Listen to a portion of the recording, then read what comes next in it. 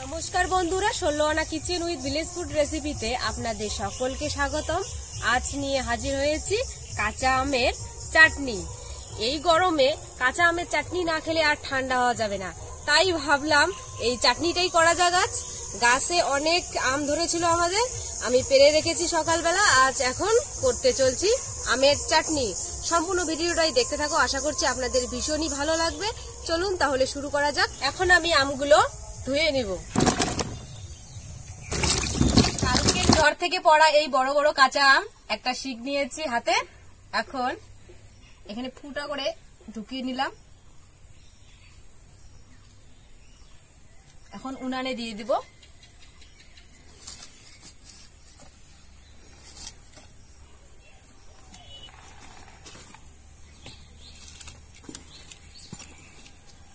আম খুব সুন্দর ভাবে পোড়া হয়েছে, দেখুন। এখন ঠান্ডা করতে রাখবো। আম সুন্দর পারফেক্ট পোড়া হয়েছে।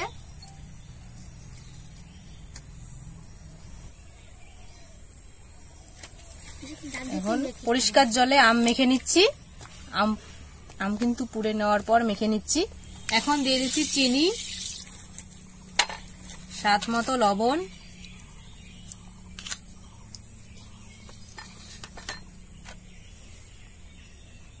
আর জিরে গরম করে নিয়ে বেটে নিয়েছি শিলনোড়ায়।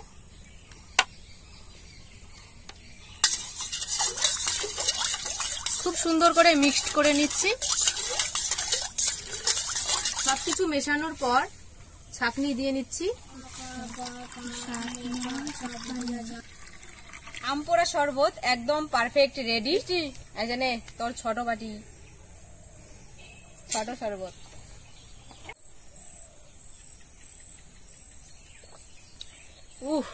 এই গরমে প্রাণ জুড়িয়ে গেল এই আম পোড়া শরবত খেয়ে। আপনারাও এইভাবে এই আম পোড়া শরবত তৈরি করে খাবেন, খুব ভালো লাগবে।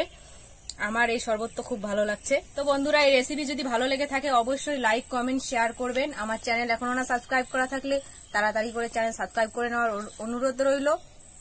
পাশে থাকা বেল আইকনটি অবশ্যই প্রেস করবেন সবার আগে নোটিফিকেশন পাওয়ার জন্য। ভালো থাকবেন, সুস্থ থাকবেন। দেখা হচ্ছে নতুন কোনো রেসিপি নিয়ে।